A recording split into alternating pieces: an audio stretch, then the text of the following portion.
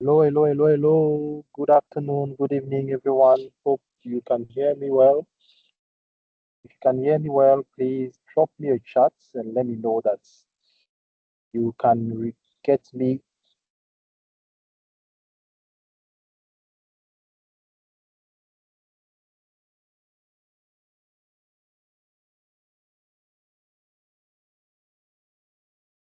Hello, good afternoon, good evening, everyone. Can you hear me?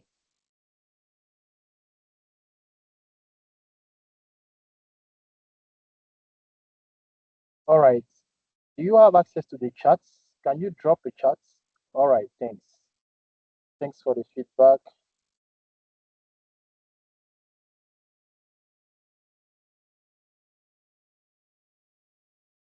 Thanks for the feedback. Thanks for the feedback. All right. Okay, so our instructor is just connecting in a few. But before we start, kindly let us know from where you are connecting. If you can just drop so that we know from where you are joining.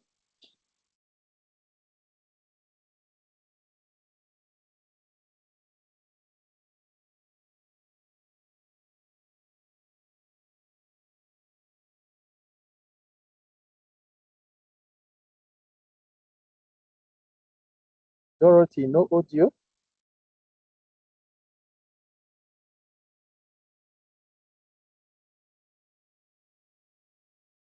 All right. Hello from Nigeria, from South Africa, from Congo DRC, from Malawi. Oh, awesome.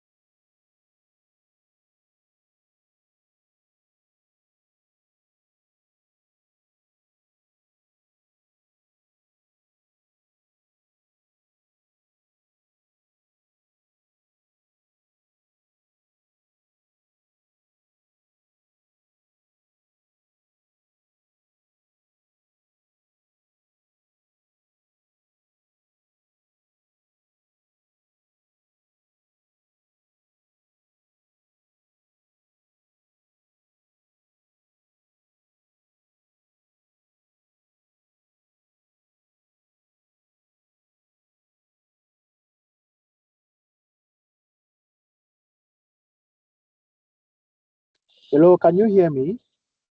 Great. Yes, there is an audio. The instruction was for all attendees to share where you are connecting from. So please let us know where you are connecting from. We are giving some few minutes to the instructor to join so that we'll kick off. But let us know where you are connecting from. Once we start, based on the rules from the instructor, we'll see whether we have to open the mic. And also for those planning to write before the unveiling of the new exam, let us know when you are writing as well. You never know, you might find your team, you might find another prayer friend to support you in prayer. Let us know when you are writing your PMP for us to encourage you as well.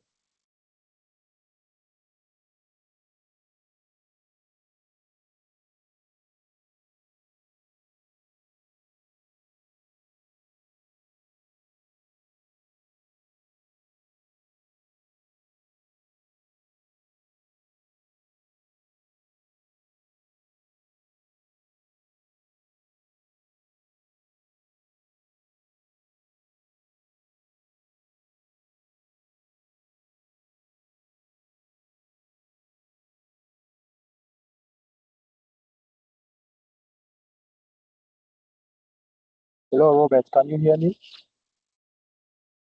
Yes, I can hear you. All right, great. I can also hear you. Okay, so welcome, Robert. I hope the rest can also hear me. I'm sure. I guess if I can hear you, they can also hear you. All right, so thanks for joining, Robert. Once again, I guess we are ready for you. People are still joining. As you can see on the chats, they are sharing where they are connecting from and also when they are writing as well. So please, let's try and share your screen to see whether we are all set and we can kick off. Okay, I think it's coffee time. Can you see my screen? Yes, I can see your screen and you are telling us that it's coffee time. Yeah, it's yeah, it's coffee time. All right, that's great. Okay, so Robert, do you wish to have some interactions, or you'll be fine to? Can you see the chats? Let me do that. Let me check.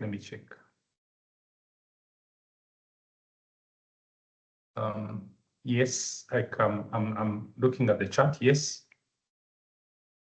Okay, that's great. So, do you want to have interest in the interactions from the chats, or do you want us to activate the mic of all attendees? This might also imply that some people might mistakenly open their mic and it might disturb the session. But we try and monitor as much as we can. But you can also just interact with the chats to get the feedback, answers, and all that from the chats. So, Okay. are you conversant with that? Well, I'll try to check on the chat as we go, but of course, sometimes it's not our thing.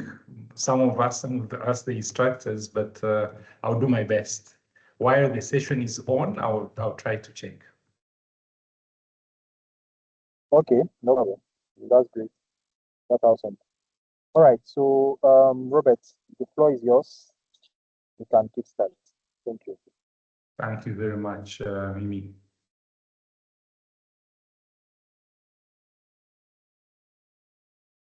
So maybe if I could ask again, you can see my screen. Is that okay? Yeah, everyone, just give me thumbs up. Right. Okay, so we start off, and well, I have to introduce myself again or reintroduce myself for those of you who are here who are meeting me for the first time. My name is Robert Lunazi, and I'm an ATP. I operate, my base is in Kigali, Rwanda, but I also operate in other jurisdictions in the southern and the western parts of Africa.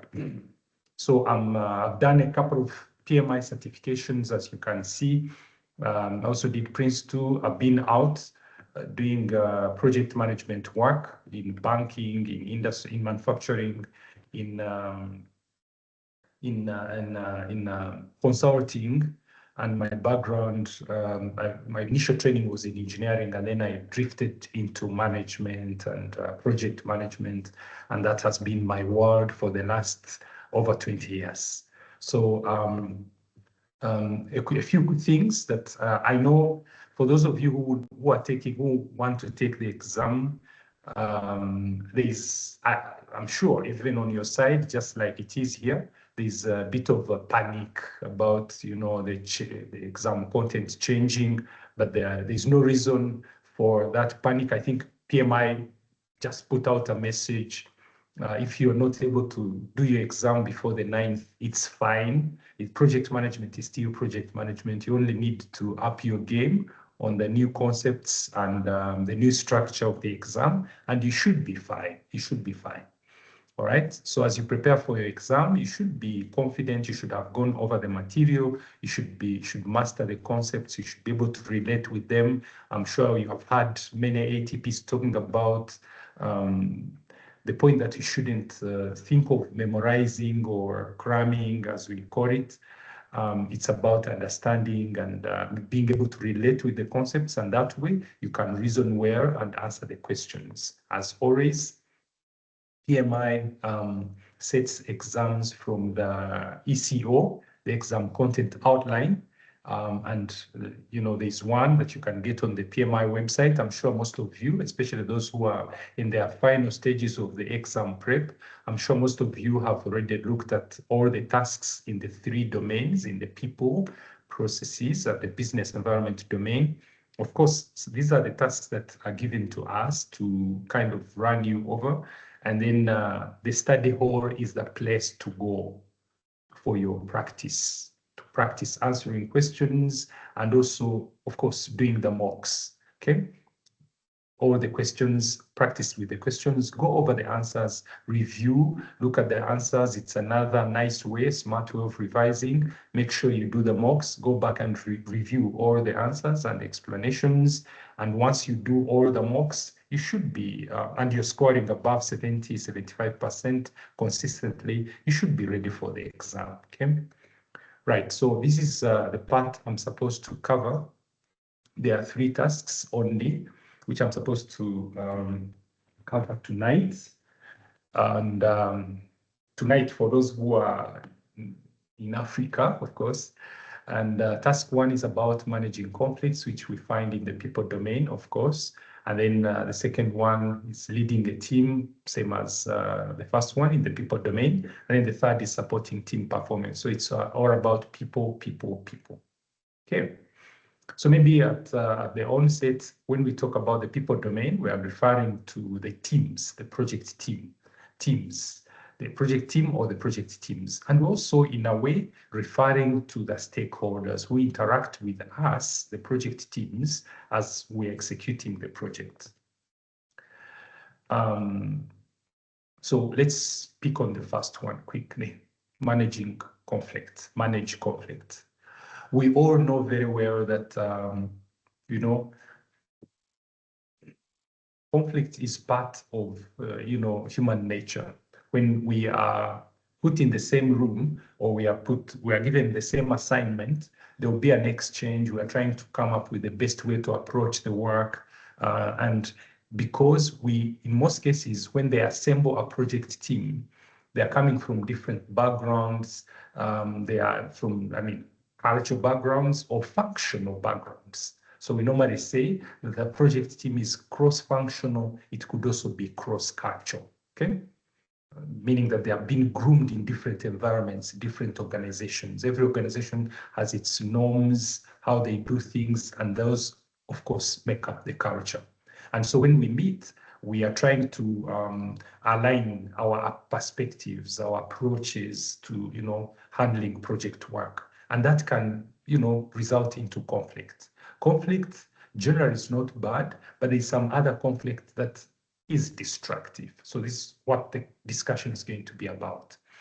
So before we dismiss a conflict or we deal with a conflict as something that is going to drain the energy out of our team, we need to interpret the source and the stage of the conflict. Okay, where is the conflict coming from, and at what level is this conflict? Is it threatening the performance of the team, and so on and so forth? And then we analyze the context of the conflict.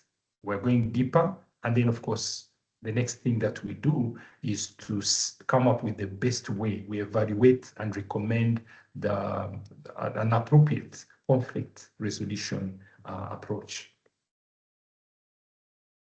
Then we interpret the source and the stage of the conflict. That's the first thing.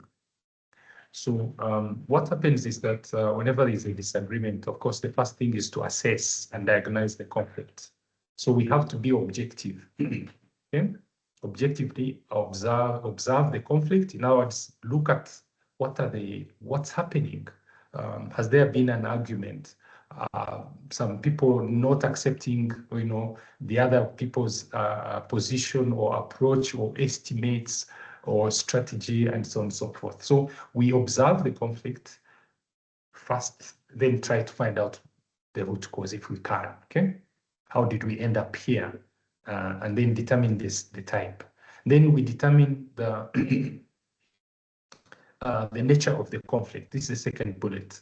Is it constructive, some sort of constructive conflict? Because constructive conflicts should be entertained so that people can interact, and then the best ideas will definitely emerge and we will benefit. They will learn from each other, okay, as they exchange. So those are constructive conflicts which should be entertained. They are healthy, and they should actually be encouraged. But then there are other conflicts that are destructive, that do not add value, and they are unnecessary and called for, and those we have to deal with them as such.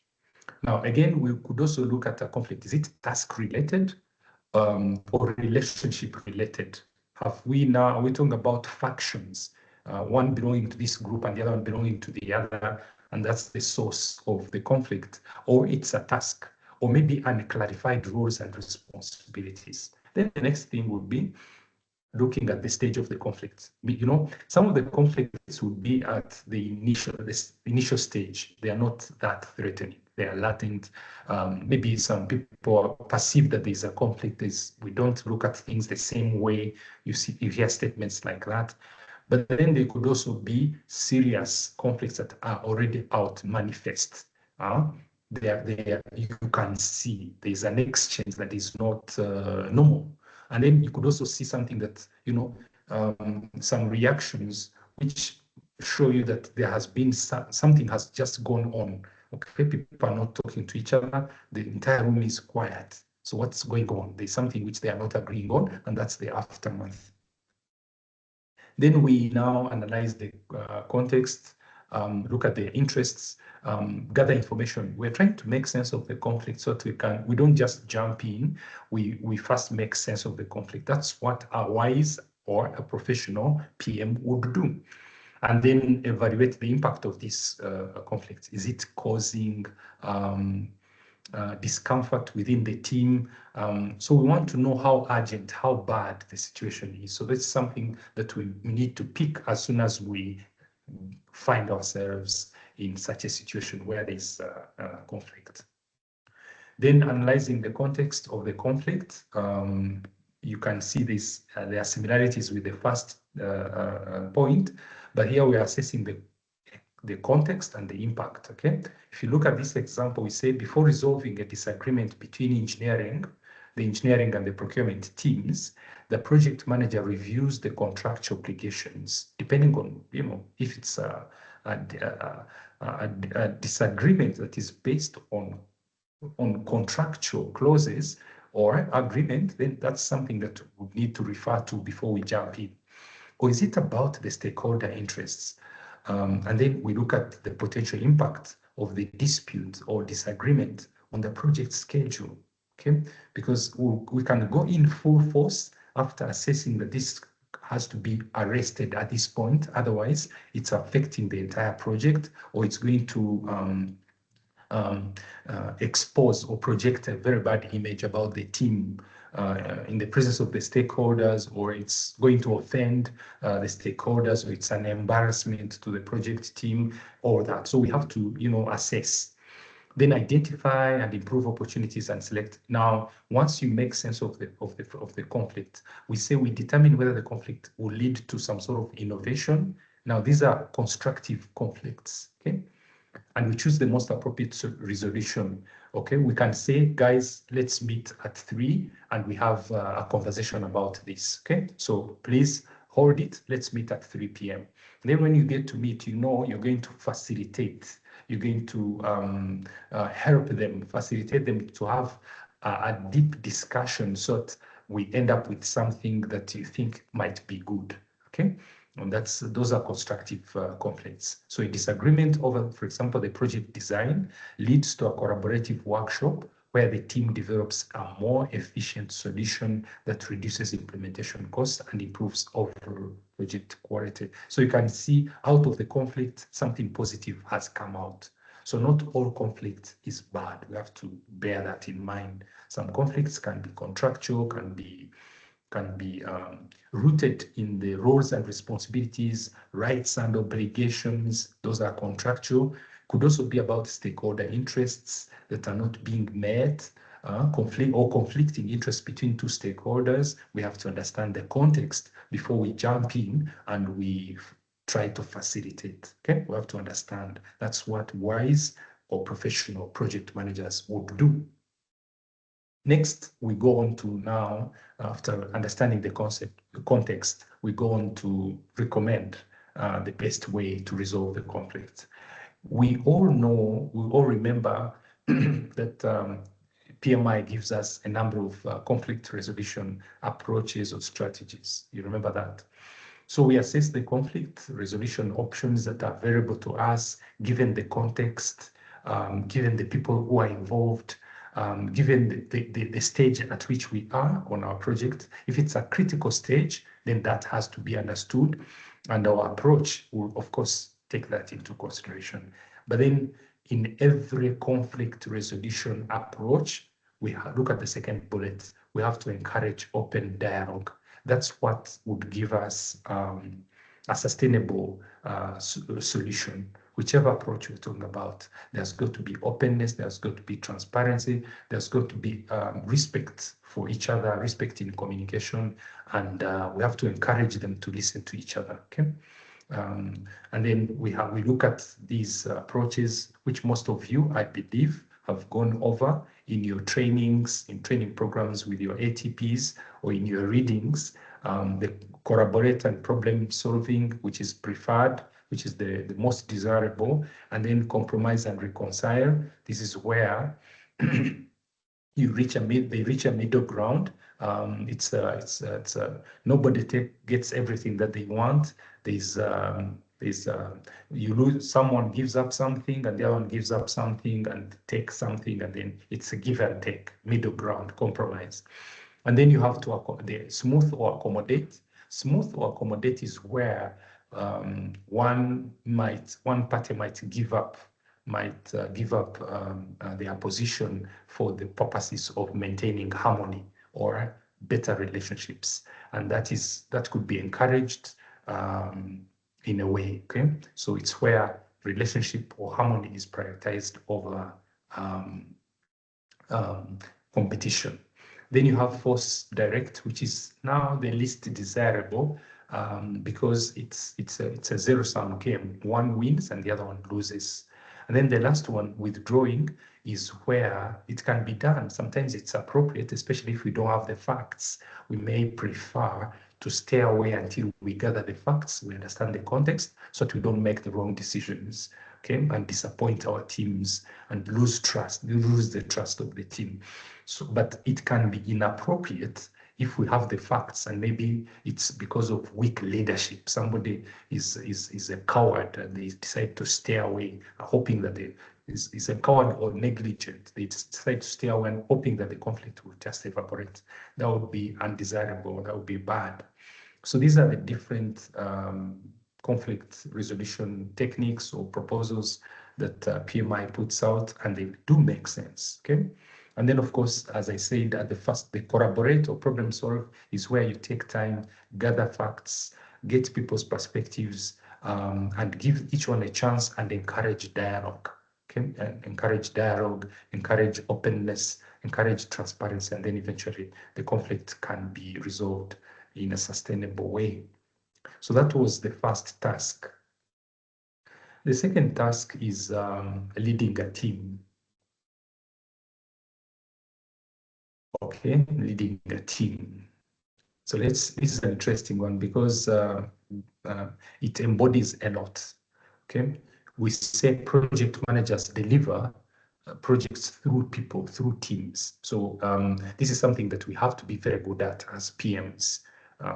And you have almost everything to do with your people skills put to work when you're leading your team.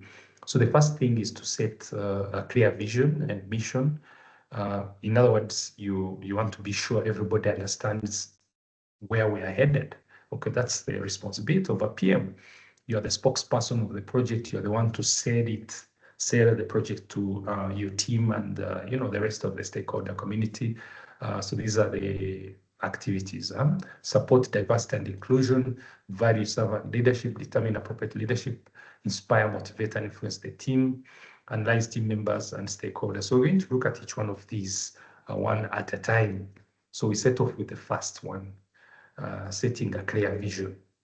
You remember one of the tasks in the early stages that is performed by the project management team is to build a shared understanding. So at the very beginning, you want everybody to understand why this project, what this project is about, what does it seek to address, what are the objectives, okay?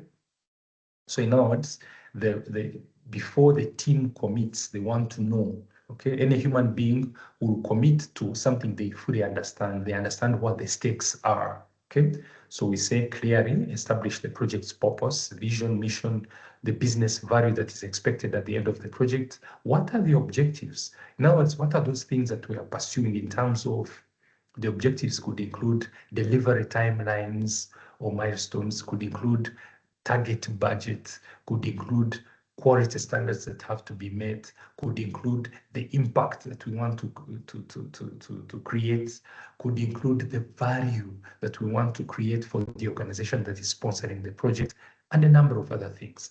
Or could even include things like, projecting a very good reputation of our organization, of our project team. So all those could be constitute the objectives. Now, how we achieve the objectives is now the project work, okay?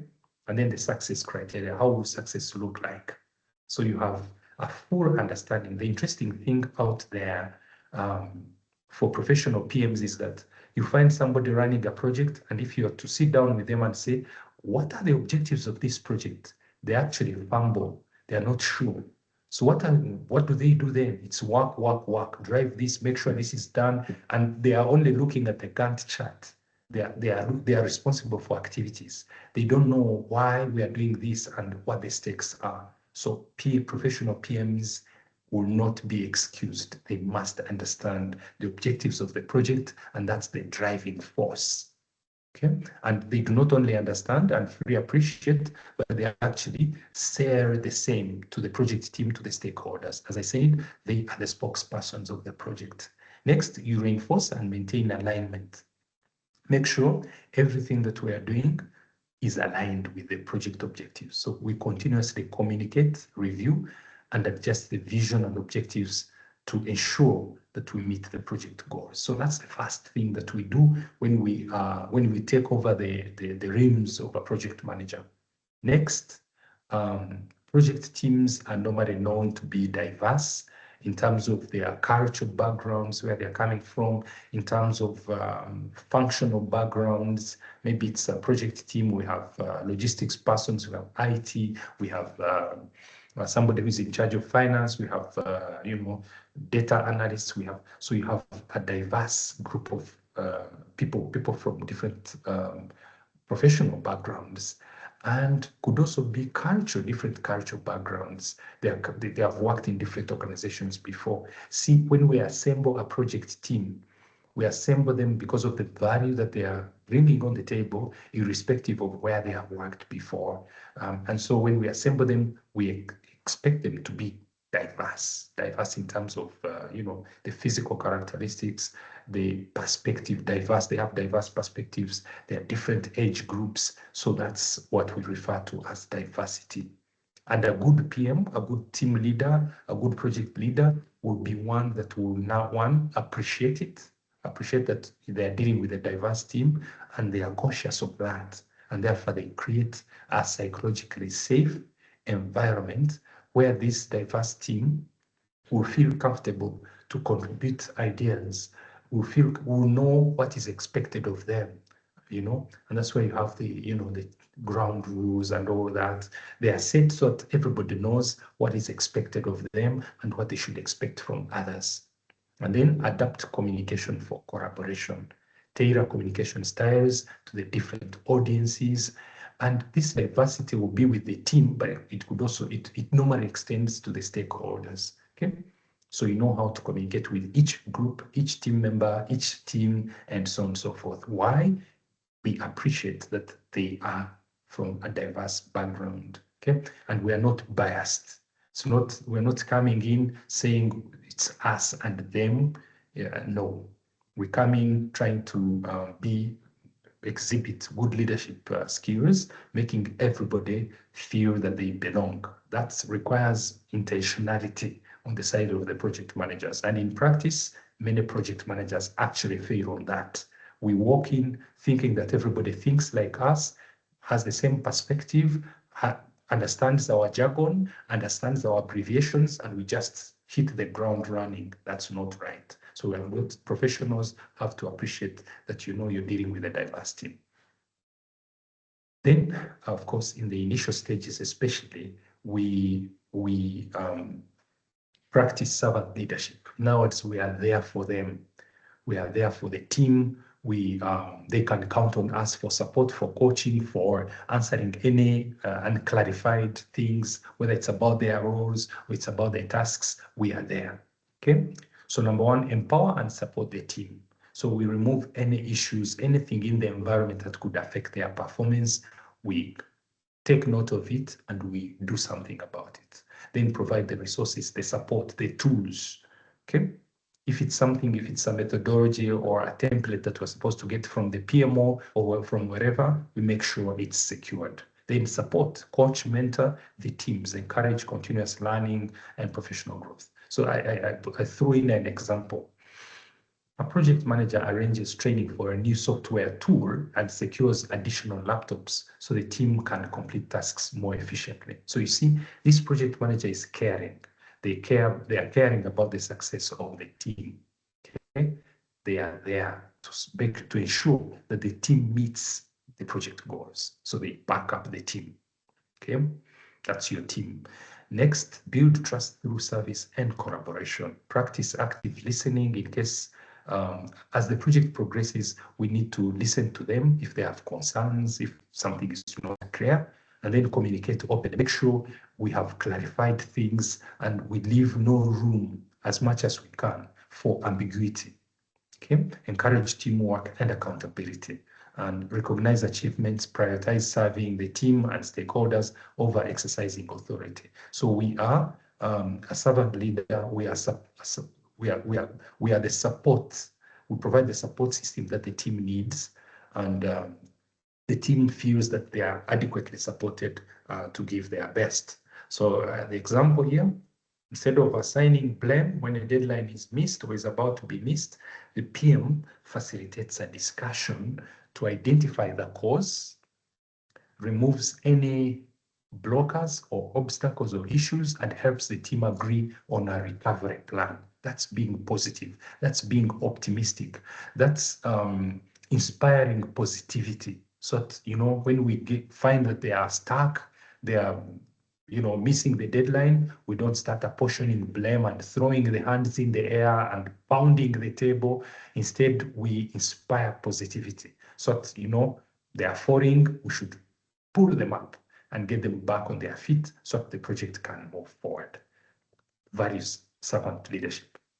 Now, throughout the project, we determine an appropriate leadership style. This is what we call situational leadership. And this is, it's like, I normally refer to situational leadership like leadership hats. So you put on the hat when it's appropriate, the right hat for the right situation. So there's no one leadership style that is suitable in all the situations. Some situations require a different leadership style, and that's what we refer to as situational leadership. So first of all, we assess the situation, evaluate the team maturity. If they are not mature, you may need a different leadership style, a different leadership hat. Competence, experience, project complexity, organizational culture. So those are aspects that give us a sense of the situation so that we know how to lead the team, okay? Adapt a leadership style, select and tailor the leadership style to fit the team's needs and the project context. I'm sure we all remember the different leadership styles. If you go to bullet point number 3, you have the servant leadership, you have the charismatic leadership, you have the transactional leadership, you have transformational leadership, you have directive leadership. All those are leadership styles. As I said, I call them leadership hats that are suitable in certain situations and not suitable in others. Okay. And therefore, we just talked about servant leadership. It's where you're variable, you're coaching, etc. But then in the early stages, when the roles are not clear, people are having confusion on what to do, what not to do, then the directive leadership might be appropriate. So that you close by, it's like hand holding, showing them the way. Okay. Then when people are like, burning out and so tired and they're exhausted, you may want to put on the charismatic leadership hat so that you inspire them, you re-energize them, you encourage them. That's where charisma comes to play. And then empower the experienced team members, delegate authority. Okay, this is empowering. Creating self-organizing teams. You empower them to take on their responsibilities and, making responsibilities to delegating authority and decision-making responsibilities to competent and experienced professionals. See, you can empower, you can delegate, but you have to understand the level of competence and the experience so that you delegate more responsibilities to those who are more experienced. In other words, they are more able to take them on. Okay, those who are less experienced will take on less, okay, or be guided by others. Review and adjust continuously as we go. So it's not something that you do at the beginning, you have to keep close by. In banking, this is what we call KYC, know your customer. In project management, we say KYT, know your team, KYT. So at any given point, because you're dealing with human beings, their disposition can change. So they keep changing because they have feelings and emotions. They can be up, they can be down. So that's why you have to keep on your KYT, know your team at every moment, at every stage, okay? So that you know how best to support them. Then inspire, motivate, and request team members, stakeholders, etc. So you establish a high-performing team culture. So now the team is kind of settling in. How do you drive it? Okay, first, there has got to be clarified team norms. That's what we call the team charter. So that everybody knows what is expected of them. We know our communication protocols. We understand how decisions are made. We know the regular meeting times. We understand the communication. We understand the channels of communication. We understand how conflicts are resolved. And we understand the team values like respect, maybe respect for each other, respect for self. All those are established so that the team understands what is expected of them. Then set clear expectations, build trust, accountability, and shared commitment to the project goals. Now, something you need to note, whenever there are rules, like the ground rules, the team charter in this case, you have to make a provision for violations. So this is what we call ground rules violations. So whenever there are violations, PMI insists that violations should be sanctioned consistently and impartially. In other words, if you have some team members that are violating the ground rules once, maybe you give them a verbal warning. Second time, you write to them and you ask them why, and ask them what's not clear. And maybe the third time you have to take action, disciplinary action. And they say, PMI insists, which of course is a good practice. I'm sure most of you practice this in your workplace. We have to be impartial. We might have this A performer who continuously violates the ground rules. We have to discipline them the same way we discipline everyone else. Otherwise, the ground rules will have no meaning. And they will lose trust in us if they realize that we are impartial, that the rules are not applied equally across the board. Next, motivate and develop team performance. So in other words, encourage, reward performance appropriately, provide feedback, okay, and encourage continuous improvement. Remember, we are going back, I'm reminding you about my KYT, know your team, be close by, see those who are doing their best and improving, and pat them on the back, give them that feedback. It gives them more energy to do the right things. Then lead and influence effectively, promote collaboration, communicate, negotiate effectively with stakeholders, lead by example. See, any leader who wants the team to behave, to perform in a certain way, to communicate in a certain way, to conduct themselves in a certain way, you actually get what you model.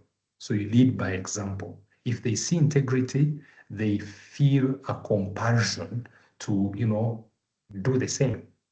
If you're professional, if you are ethical, they will feel a compulsion to actually be ethical. So you model what you want to see. Okay, so you lead by example. Then analyze team members and stakeholders' influence. So when you're leading teams, you want to know those that are influential, those that are have less influence, those that can influence others, those can have influence in certain decision-making processes, the same as what we do with the stakeholders. For stakeholders, once we identify them, we also want to understand how much power they have, what's their interest in the project, how much influence do they have, what's their current attitude towards the project. Are they supportive? Are they resisting? Are they neutral? You remember the SEAM, the Stakeholder Engagement Assessment Matrix, that gives us a sense of, where they stand. Okay, and why is that very important? It's very important because it's the basis for our engagement. We engage the stakeholders from the point of knowledge, knowing what their interest is, how much power they wield, how much authority, and knowing their current disposition, okay, their attitude, what they think about the project. And then we come up with we use different tools to model that, okay, to do the mapping or modeling. So it could be the power interest grid. I'm sure you came across this in your readings, in your study, in your trainings. There's the SARIES model where you have legitimacy, you have power, and you have demand.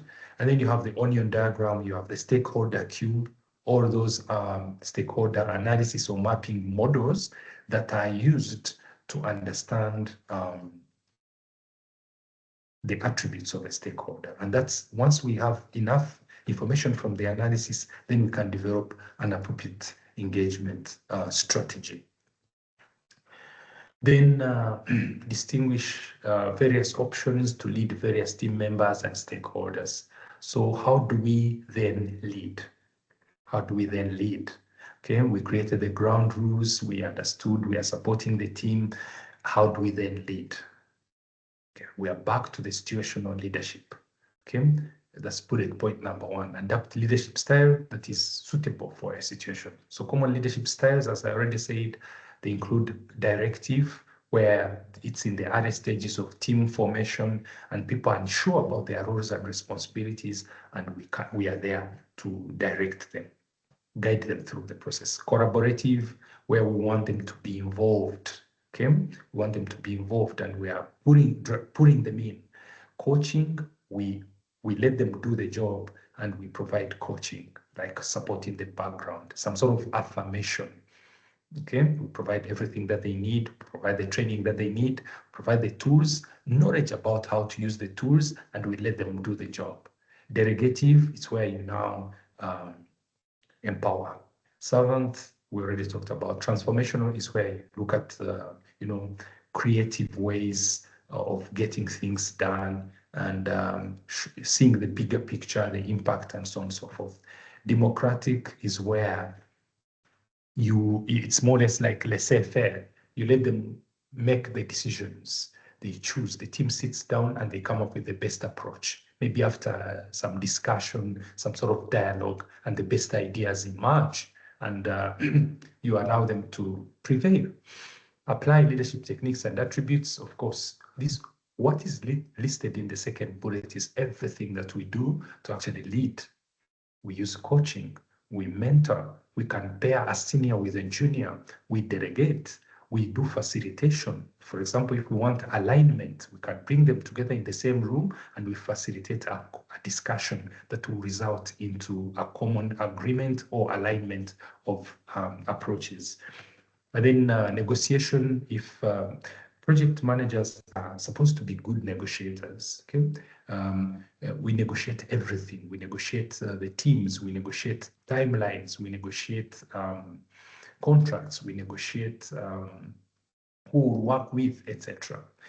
Influencing, we must have a positive influence on our teams, within our community, our group, or influencing the stakeholders to, act in favor of the project. Conflict management, while demonstrating key leadership attributes, we manifest emotional intelligence. Emotional intelligence is at the heart of it all, okay? Being able to control our emotions or orient our emotions intelligently, so that we do not speak in an inappropriate way. Okay, so emotional intelligence is very much about holding our emotions so that they are matched with reason. You remember the two strands. There's the self-awareness that leads to self-control, and social awareness that leads to better relationship management, including things like empathy. Okay, before you act, before you make a decision, before you give a remark, before you give feedback, before you reprimand, you first put yourself in their place and then act appropriately. Integrity, effective communication. If we don't communicate effectively, that's bad on a project. Communication is at the heart. So we have to manifest that. And the interesting thing is what I already said, you model what you want to see. If you're not communicating effectively, most likely your team members, project team members won't communicate as better than that. Active listening, yeah, be there to listen, pay attention to what's happening. KYT, know your team.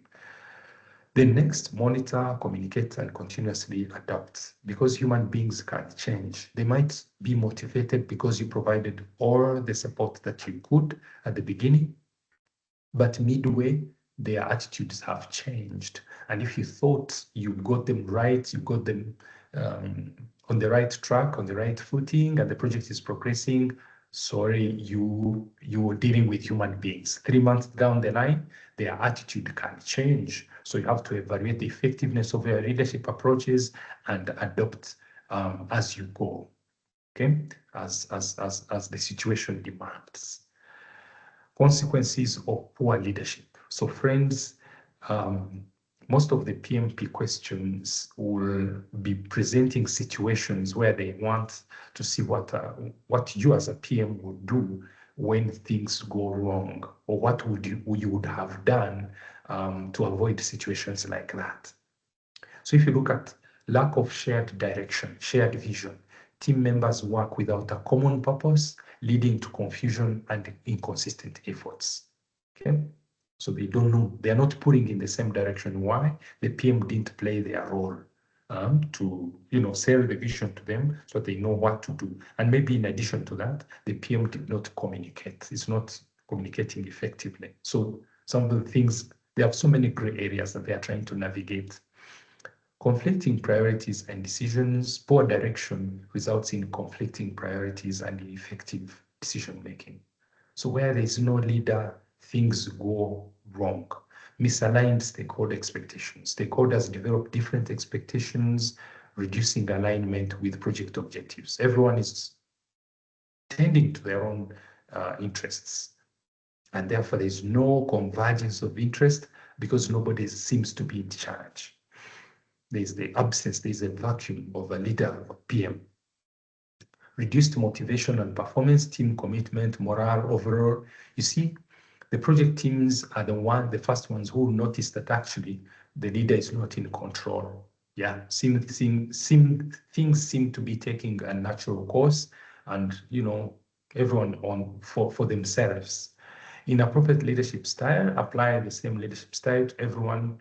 Applying the same leadership style to everyone frustrates experienced staff and provides insufficient guidance to less experienced team members. Guys, you remember the McGregor's theory X and Y, where McGregor's postulating and said some leaders think everyone is theory X, meaning that they lack motivation, they need to be micromanaged. If you apply that leadership style on everyone, you won't get the same results because some people don't like that. They own their work, they are self-driven, they want to deliver. So if you start micromanaging them, it discourages them, it demotivates them.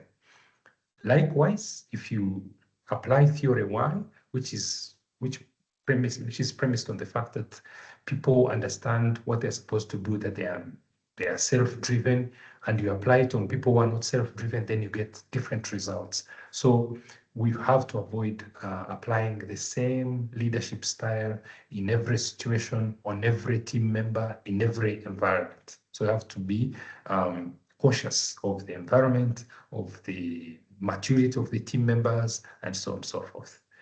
Failure to deliver business value. Ultimately, if there is poor leadership, what you get at the end is less than optimal results. Poor leadership reduces project performance, of course, increases the risk of failing to achieve the intended business outcome. So we say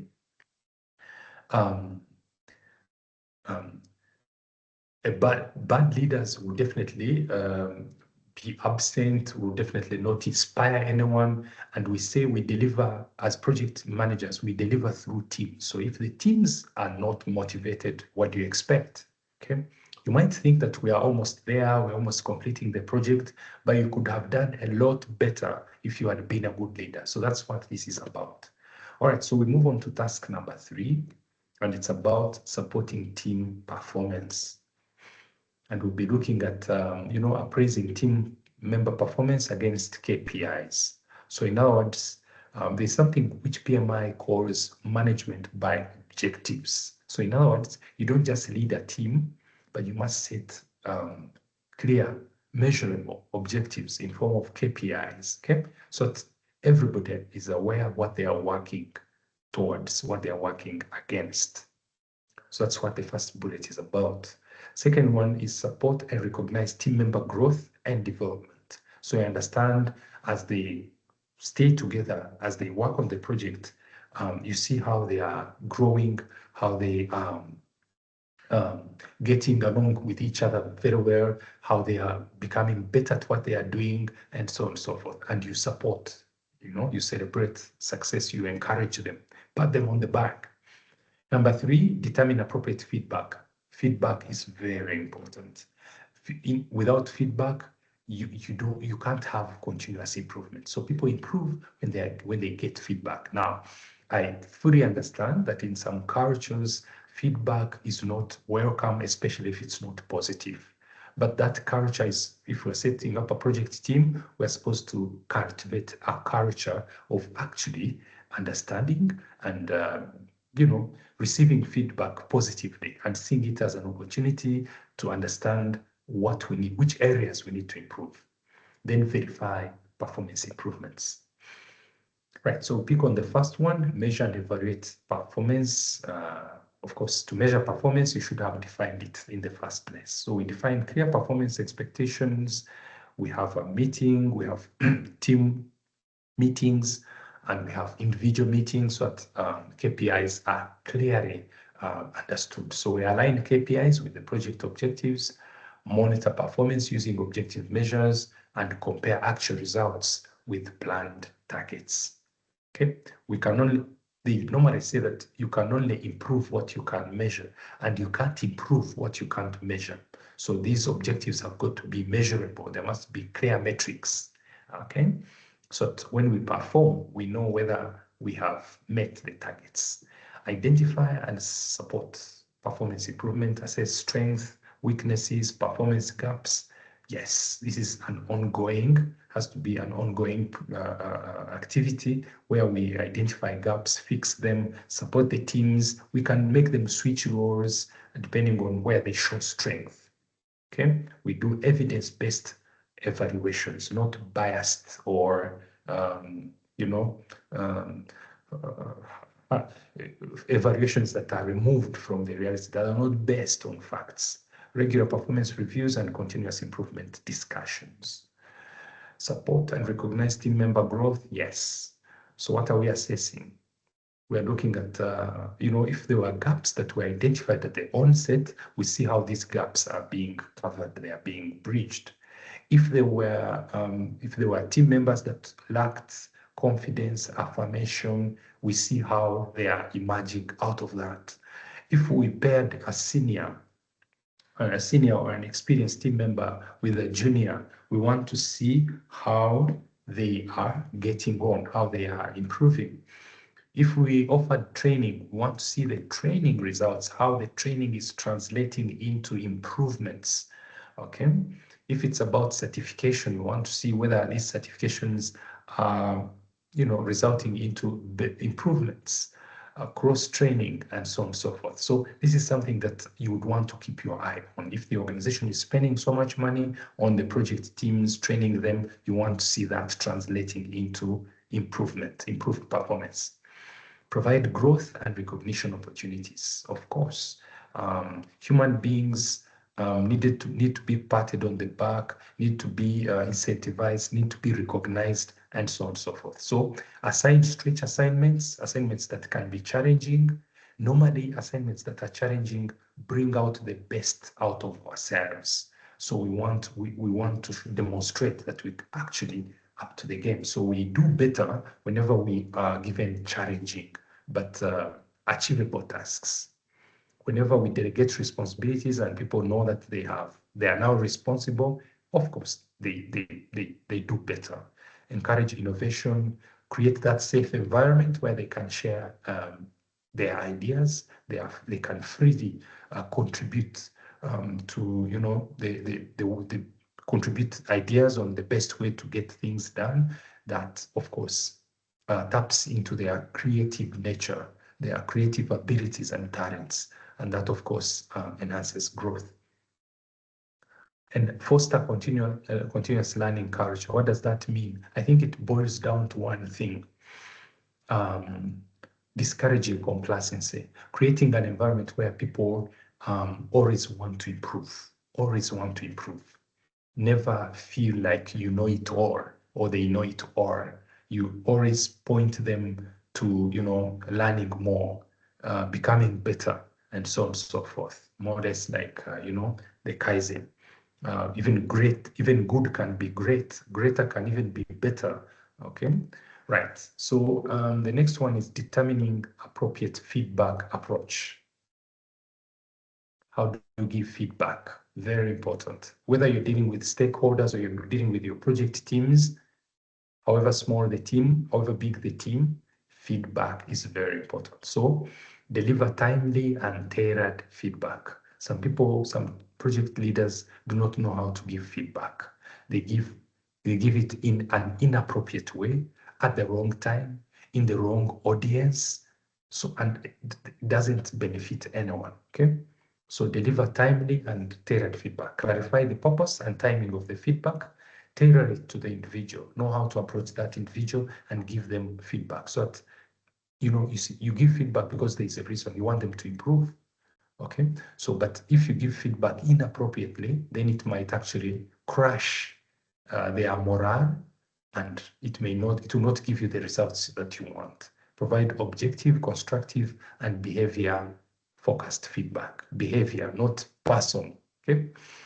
Example, after a team member misses a deadline, the project manager schedules a private meeting the same day to discuss the issue, understand the cause, and provide specific suggestions for improvement.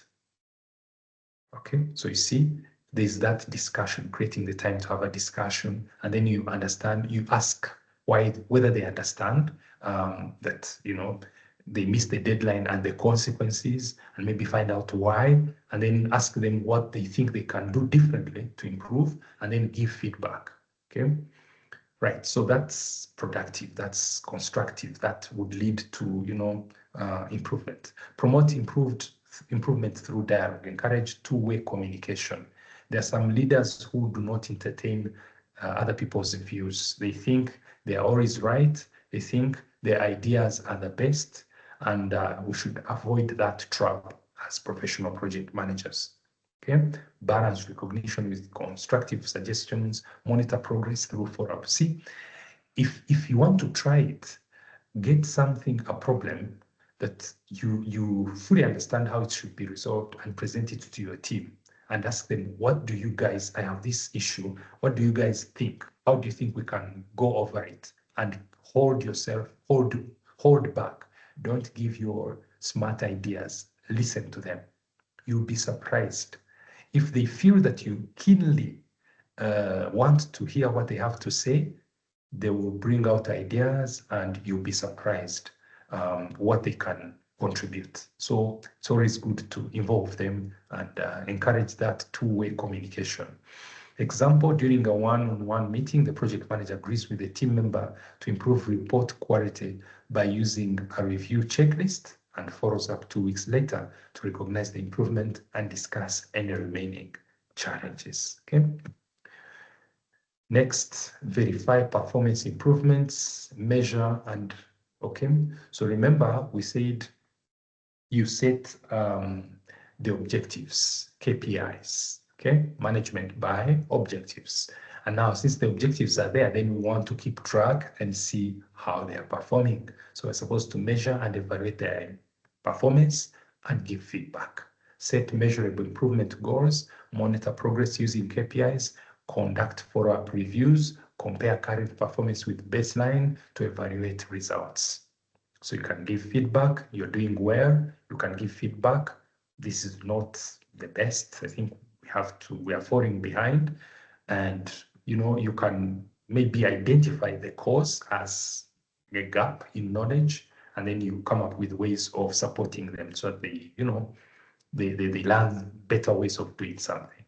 Then reinforce and continue and sustain continuous improvement. Of course, if you look at the example, a project manager publicly recognizes a team member whose defect rate has significantly decreased. In other words, they were making mistakes before, but now they have decreased. Does it mean that they no longer make errors? No, they still make errors, but because they have worked on, you know, improving their work, you recognize that. It's a way of encouraging. Sometimes when they still have a few errors, we still say, no, it's still poor, not good. That may not be so encouraging. Okay, records the effective coaching approach in the lessons learned register and continues to monitor quality metrics. Right, so that's verifying and performance improvements. So we're going to take a short break, and then after the break, we'll be answering questions. Okay, so we take a short break. It's going to be about 5 minutes, and then when we come back, we answer questions. That's okay.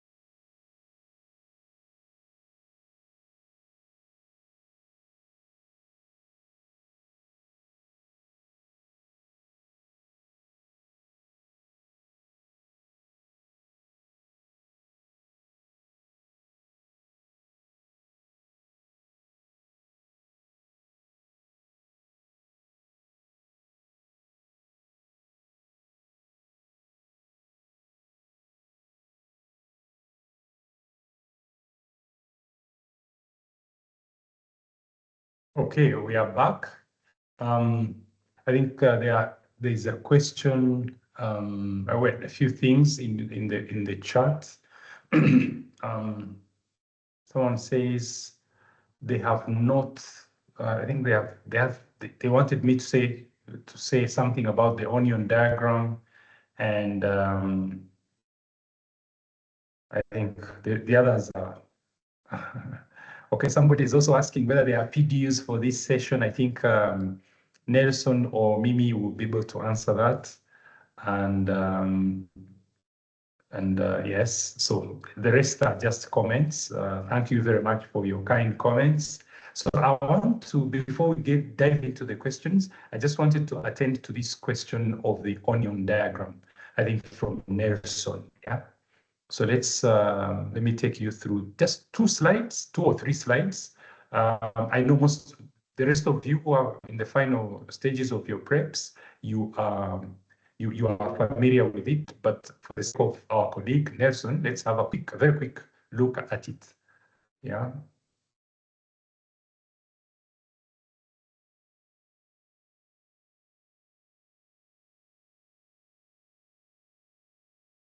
Right. So there you go. So it's part of the stakeholder mapping or analysis. So we normally look at these 4 at the bottom, models for stakeholder mapping. So you have the power interest grid, you have the stakeholder cube, the science model, and the onion diagram. I don't want to waste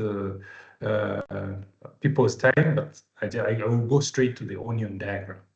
Okay. The other models use power, interest, influence, attitude. All right. This is the power interest grid. Normally we say, okay, we have what we need to our objective for those who have high power, low interest, those who have high interest, low power, and so on and so forth. Here, of course, I was using an example case study of a hospital expansion project, and I was looking at, for example, high power, low interest. What do you do? Top left quadrant. These could be regulatory bodies. You keep them satisfied. Make sure you're complying. Bottom right, you have high interest, low power. These are supposed to be kept informed. On this hospital expansion project, this could include doctors, nurses. They are not decision makers in the project, but they are beneficiaries, end users, and therefore those should be kept informed. But then top right quadrant, you have those that are driving, the owners of the project. You have the project team, you have the hospital board, the owners of the project. Okay, I want to go straight to the onion diagram. So in the onion diagram, it's a typical onion kind of. This is the hospital expansion project, which is my case study. So you can see, so we map, we place the stakeholders in a circle. It's like a typical onion. When you do a section of an onion, you have different layers from the heart up to the outer layer. So the further away from the center, from the heart, the more remote the stakeholders are from the objectives of the project or from the day-to-day work of the project. So the project team is at the center, as you can see. Those are the people who give ideas on what needs to be done. For example, they contribute towards the scope of the project. They are at the center.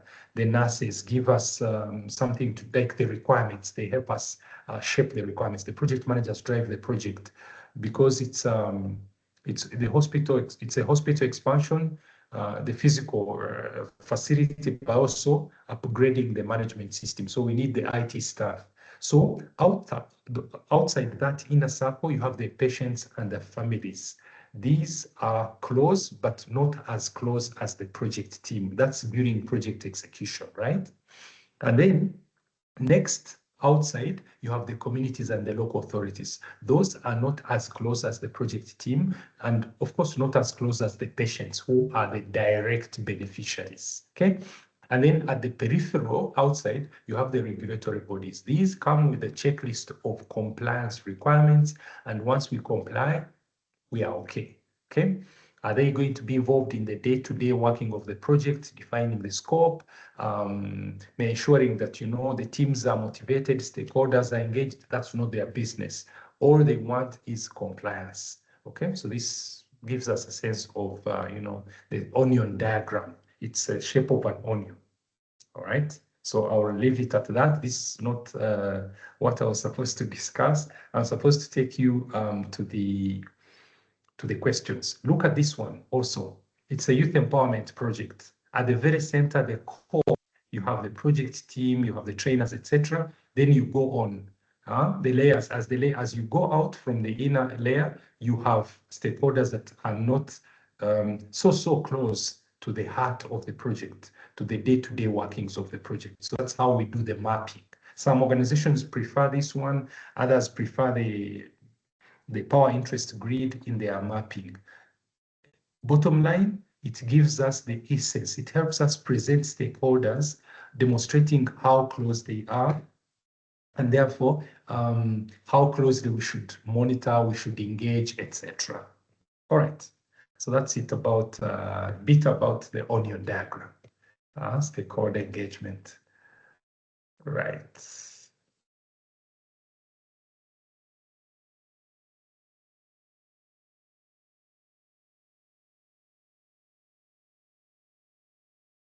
Yes, I believe the presentation will be shared, definitely. It will be shared. So normally it's shared and the recording is also shared. So rest assured that is done normally from my experience. I've been here a couple of times, so I know it's done. Right, so we go straight to the questions. And here we go. So I expect you to, I'll give you a few minutes, we go over the question, and then I'll read through and we look at the answer. Can you see my screen? I hope you can see my screen.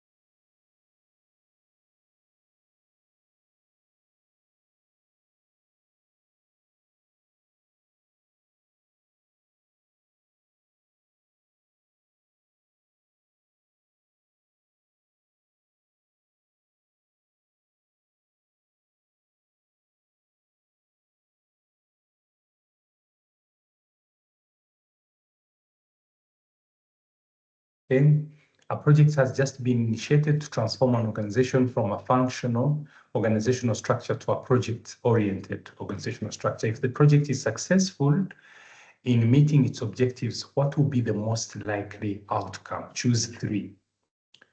A. See, the project is that of transforming the organization. So you see, projects are not only for building products and physical assets, or they can also be about restructuring an organization, okay? Because it will have a beginning and an end. It will have clear objectives. It will have risks associated with it. It will have a budget and so on and so forth. So let's look at this. A, the organization will shift from the current state to the desired state. Yes, if the objectives are met, then we'll achieve, you know, that desired state of a project-oriented organization. B, the project managers will have control over the project budget. Okay, in a project-oriented organization, the project managers have full control over the resources and over the teams. They have authority over the teams. So B is also correct. C, employees will be grouped by the work being done, engineering, manufacturing, where in a project-oriented organizational structure, that sounds like a functional organizational structure. where you have departments, the Department of Engineering, the Department of IT, the Department of Finance. So C is an unlikely answer. D, the project managers will have significantly more authority over projects. Yes, in a project-oriented organizational structure, yeah, D is more or less like B, so it's also true. E, the role of the project manager will be defined as a project coordinator. That's not true, because a project coordinator from the PMI terms has less influence, less authority than a project manager. So that one is normally found in a functional organizational structure. So it's A, B, and D. Okay, because see, if the project is successful in transitioning from the functional to the project-oriented organizational structure, then we achieve the desired state, which is the project-oriented structure. Then the project managers will have more control. Yes, normally project-oriented organizational structures are called PMs, project managers, more authority over the budget, over the resources, and control over the team. Of course, it goes with D. Next.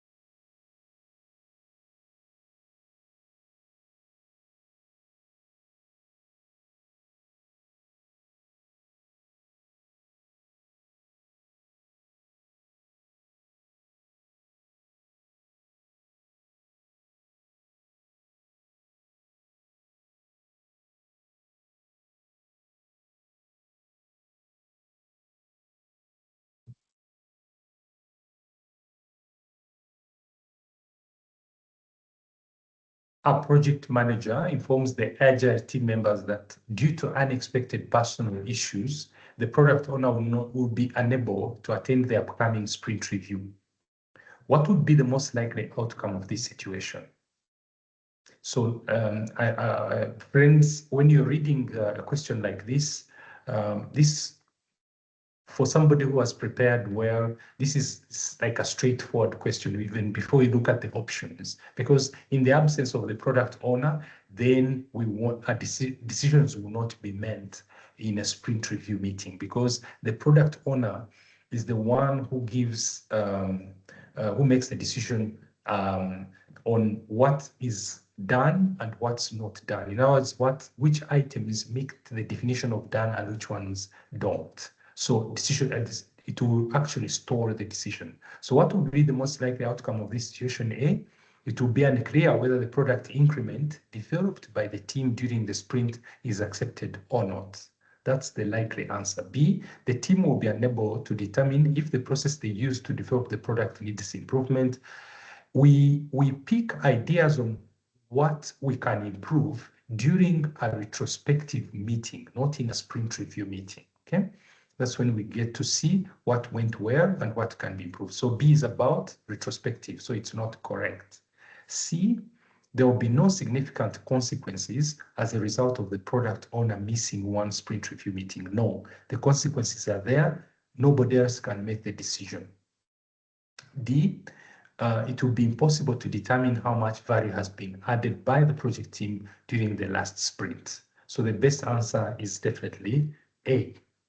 So let's read the explanation. The sprint review meeting is the opportunity for the team to demonstrate the product increment they developed during the sprint. One of the responsibilities of the PO or product owner is to define what should be developed, okay, in each sprint. In other words, they define what done looks like.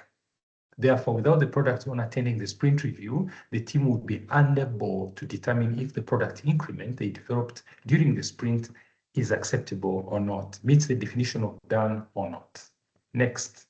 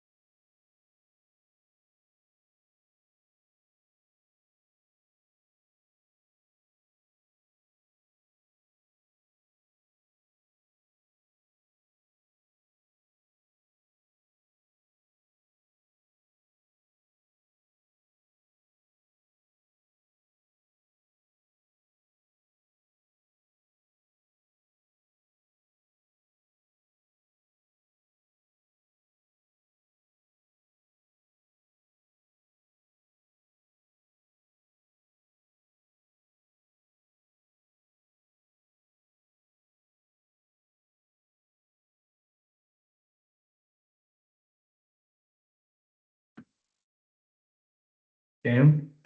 You're leading a project to develop a point of sale system for a retail store chain store, something like that. The system has been developed iteratively by a co-located agile team. So you see, in the questions, they will throw in some of these terms, and you should have reviewed a couple of times, maybe not mastered everything, but you should review the glossary of terms. So some of these terms are familiar with you. Okay, a co-located team means that it's a team that is in one physical location. However, training the store's personnel done traditionally by the team members placed at physical local locations across the country. With the daily stand-up meetings now being conducted via an audio conference call, the team members encounter misunderstandings and miscommunication. What is the best course of action? So you see, the question is about coming up with the best communication approach to address the problems, the miscommunication, the misunderstandings that seem to be from the last sentence, seem to be coming from, conducting stand-up meetings via audio conference call. So what is the best course of action? A, have the problem team utilize video conferencing to overcome the loss of non-verbal communication. Video conferencing. Oh, they are using audio conferencing. So since they are scattered in different locations, video conferencing will definitely be a richer form of communication. We normally say face-to-face communication is the richest form of communication because you speak to people, you communicate with people when you're looking at them. You can see the body language, you can see the emotion, the passion, and you see the context. While emails, phone calls, those are not as rich as face-to-face. So in this situation, you can see that they're trying to come up, they're asking for a course of action that would address the shortcomings of an audio conference call. So video introduces in the images and you're able to see people as they speak to you. B, instruct the project team members to meet face-to-face for the daily stand-up meetings daily. Can they meet every day? There are different locations across the country, and some countries can be really large. So that's good, yes, but it may not be practical in this case, based on the scenario, the context, the circumstances that are being presented. C, the daily stand-up meetings should be cancelled since the project has entered a predictive phase. No, that one is an unlikely answer. D, the communication method should be changed from interactive to pool communication. Interactive is exchanging in real time. Yeah, people are speaking to each other in real time. While pool communication is where you get all the communication, all the information that you want to communicate in one central place, and people are drawn to that place. It could be a website, it could be a shared portal, and therefore this does not apply in this case. So the best answer here is A. Okay. One element of non-verbal communication is body language. Okay. Body language will be lost when transitioning from face-to-face meetings to a meeting conducted on an audio conference call. A video conference will improve the effectiveness of communication by allowing the participants to read each other's body language. Okay. Next.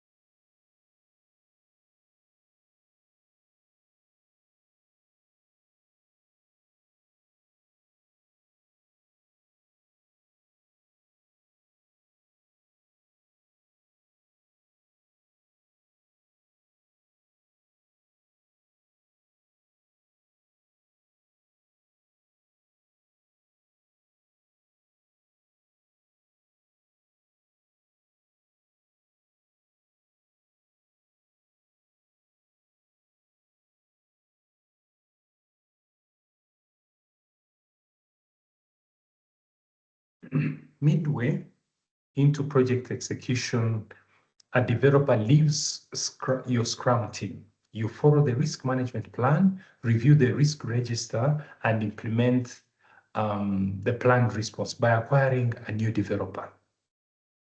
The new developer is highly qualified, but is new to the organization and not familiar with the Scrum framework. You introduce the developer to the other team members. What is your next best step? A, request the team members to rotate with pair programming so that each team member has an opportunity to mentor the new developer. That doesn't sound like a bad idea. Yeah, it kind of helps the new developer get introduced to what each and everybody is doing. B, ask the new developer to review the organizational breakdown structure and the Scrum guide and assess the knowledge gained. That's not bad, but that's not going to be quick. It will take time and it will not provide, some sort of comprehensive onboarding. It will just, it's not adequate. C, have the new developer review the product backlog. In other words, look at the scope of work and ask him to select the user story with which he would prefer to begin with. No, that wouldn't be one of the things that we do when we are onboarding or inducting someone in a new environment, especially if they are new to the organization and not familiar with the framework that we are using, in this case, Scrum. D, hold an outdoor team building exercise and invite the sponsor, key project stakeholders, and customer representative. Surely, you don't do team building and invite the sponsor in order to help a developer. Surely that's an unlikely answer. So the best answer here would be A. Let's look at the reason why. I always say that, gentlemen and ladies, when you're doing when you're practicing with the questions in the study hall, spend more time on the answers and explanations, because they explain the idea so that you know why this answer and why not the other. And if it's a correct answer and they give you more information, then you understand better. And see, the more questions you practice, the more concepts you master. And that, of course, prepares you for the final exam, because all the questions, the entire exam is meant to test whether you fully understand the concepts, the tasks, know the applications in the real work environment, and you make the right decisions when faced with a challenge or something is amiss. So let's look at the explanation here. Pair programming is one of the extreme programming best practices. This is an agile approach where two developers work side by side to write the software code. This is like having a driver and a co-driver. Okay, this strategy would be one way for the team members to impart knowledge and expertise about the Scrum framework and the performing organization to the new developer. So in other words, the new developer is being paired by each team member, maybe for a day or two, to see how they perform their tasks, so they get to understand how the Scrum framework operates. Although the new developer is technically competent, the scenario clearly states that they are new to the organization and are unfamiliar with the Scrum framework. So the greatest risk is therefore not technical ability, but lack of organizational and agile knowledge. So what does the pair programming then do? It enables rapid knowledge transfer, because they are being paired with experts, with people who are knowledgeable, okay, one after another, and then being mentored. Okay, so that kind of quickens their learning. Next question.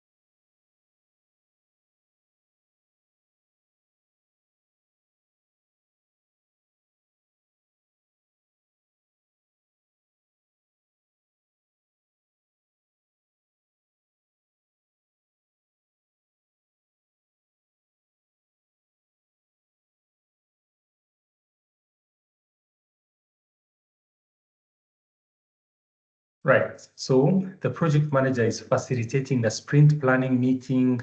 The team estimates user stories. Of course, that's what the team is supposed to do, and commits to completing 60 story points for the upcoming sprint. Okay.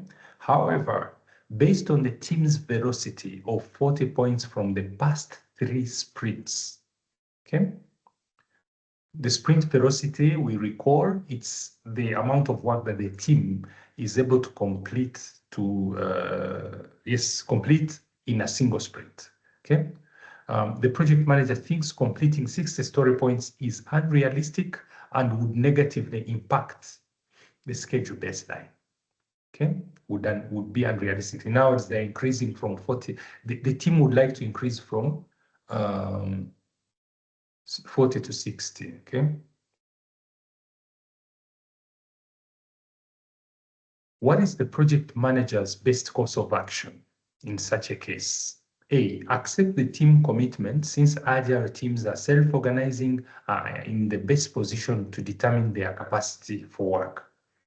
Agile teams, true, are self-organizing teams, and they have a say. They should be allowed to have a say on how much they estimate to complete in a sprint. Okay, but then that has to be discussed. Okay, so yes, they should have a say, but it should be reasonable. They can justify it, etc.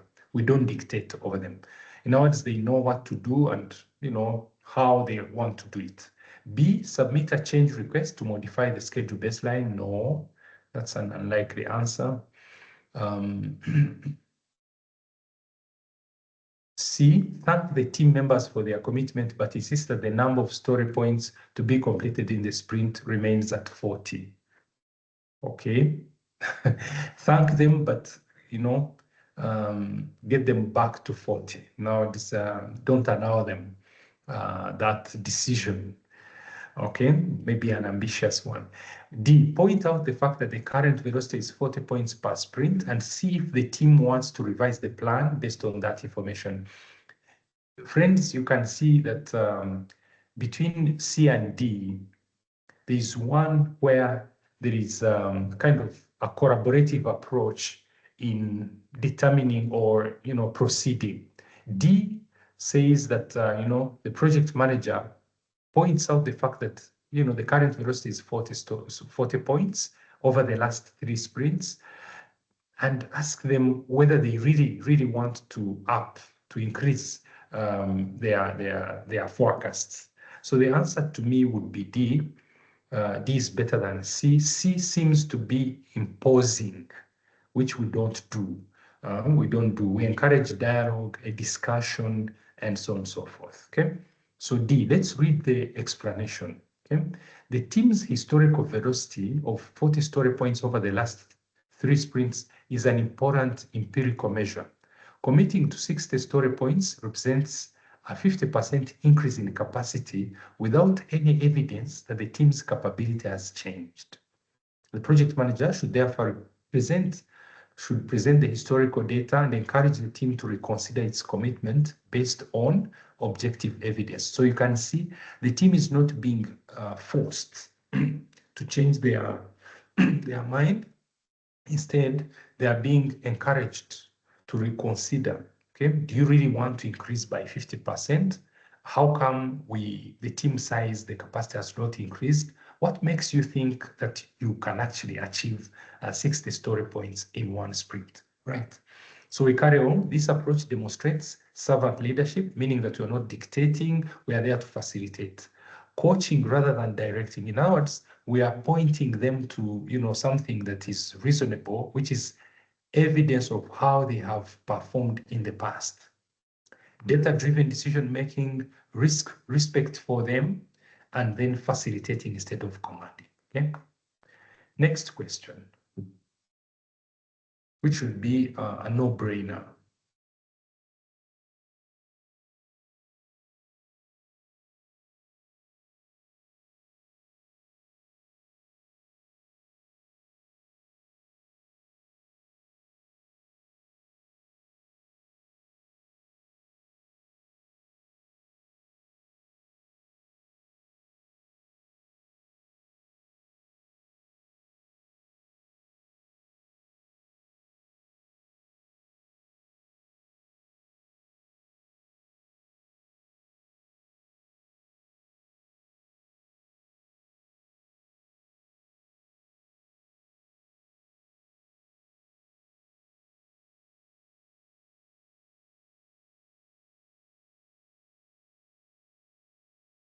All right. A change request to expand the scope of the project has been submitted to the change control board. Definitely, this is the predictive approach, right?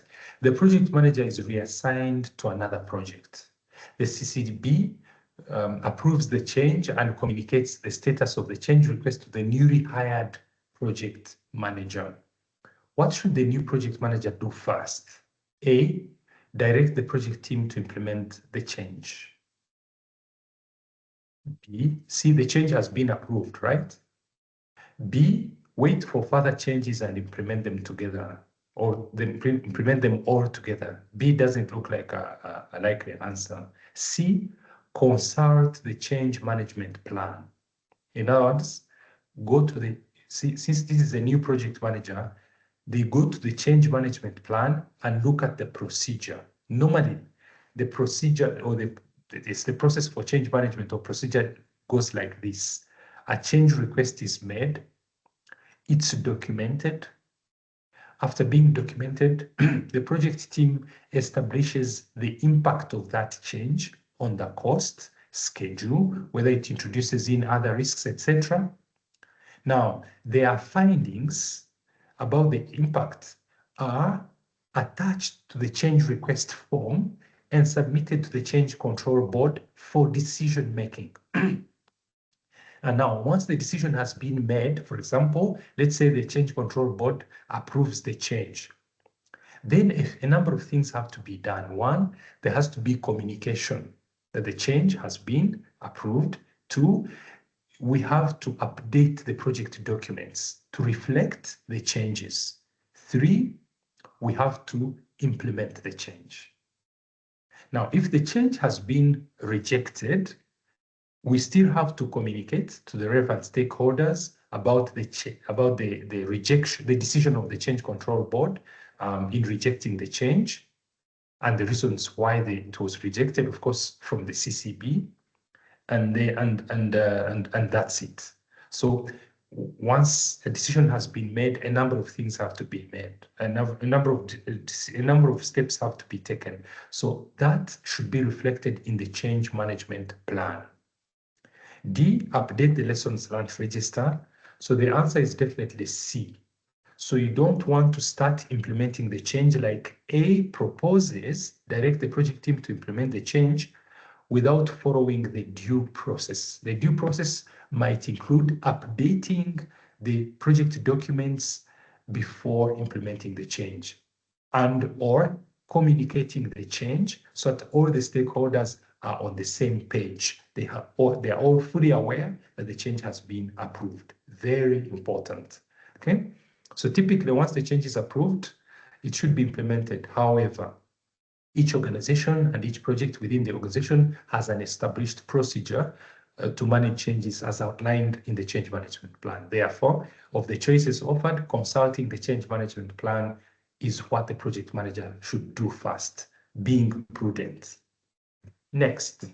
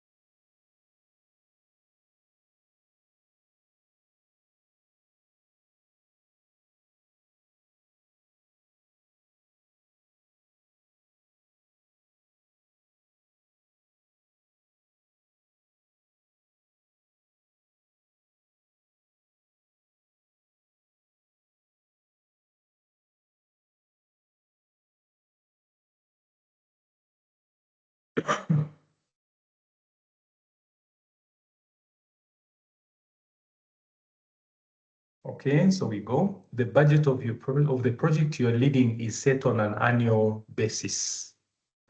From time to time, the team needs to switch to an agile approach to research new technologies and conduct experimentation. This is causing tremendous amounts of budget variation. What is your best course of action? A, adjust the earned value management formulas to be applicable for projects that use hybrid methods. Okay, let's see. Monitor the budget variations and communicate regularly with relevant stakeholders to adjust as needed. So, friends, whenever we introduce agile, just like the meaning of the word goes, we expect flexibility in our planning, in decision making, so that we can modify, we can adapt, in other words. Okay, so an answer that will have an element of adapting will be better, because we don't want to have to move with a fixed plan. Why? Because they are saying we are switching from time to time, you are switching to an agile approach, doing researching, conducting experiments, and things are varying. Therefore, we need something that is flexible, a plan that is flexible. Okay. C, meet with the team and ask the team members to stop using agile practice to level the budget variations. Normally, you don't decide to use agile. It's the nature of the work, the environment, the uncertainty that dictates that you use a flexible approach, an adaptive approach. Okay, so you don't just say, I really want to look sophisticated and in my approaches, and I want to use agile. No, it's the work, the nature of the work that dictates. Okay, or the stakeholders themselves. So C is not a plausible answer. D, exclude the costs associated with research and experimentation from tracking the budget expenditures. That's wrong. We want to track the budget items. So B would be the best answer. Why?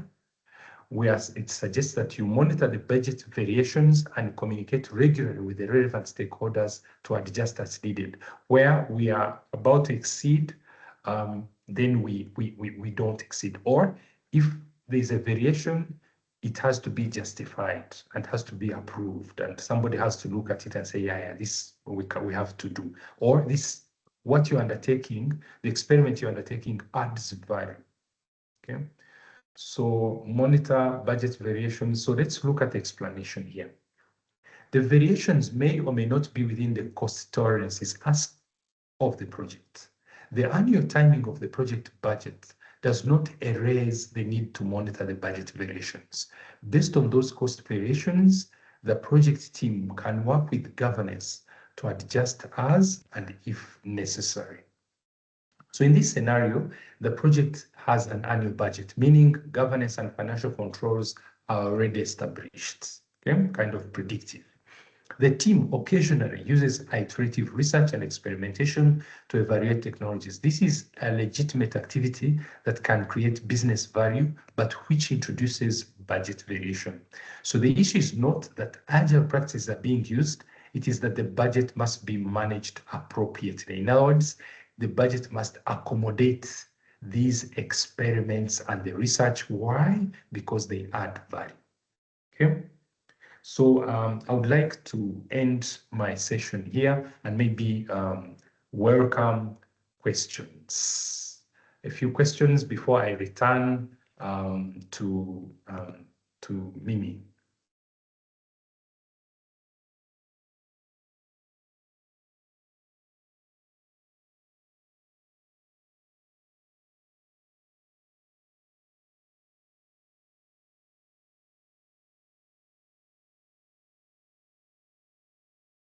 Mimi, are you in?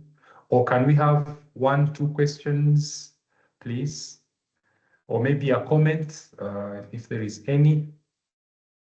And as you prepare to comment, I really want to thank you for, being, for your patience as you listen to me take you through these concepts. I do training, I conduct training sessions in different areas. You can check my LinkedIn if you want to write to me, or if you have a question for me, you can post it on LinkedIn. I'll be sure to answer, and any interactions via LinkedIn are welcome.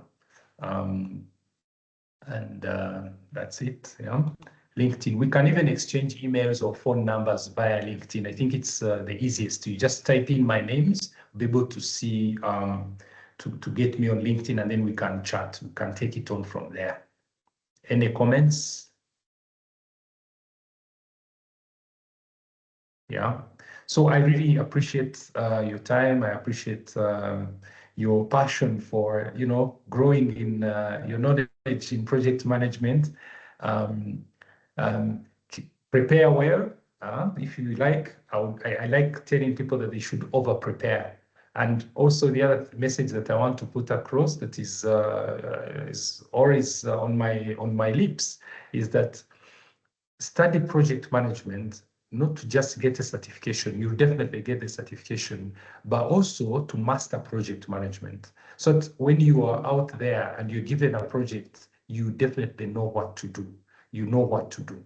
And from the interviewing, if you're probably getting into another job, or when you're being challenged in the organization, you are tasked to lead a project because you're certified, you should be that person who's not only talking about having gotten a certificate, but should be somebody who knows what to do. Okay.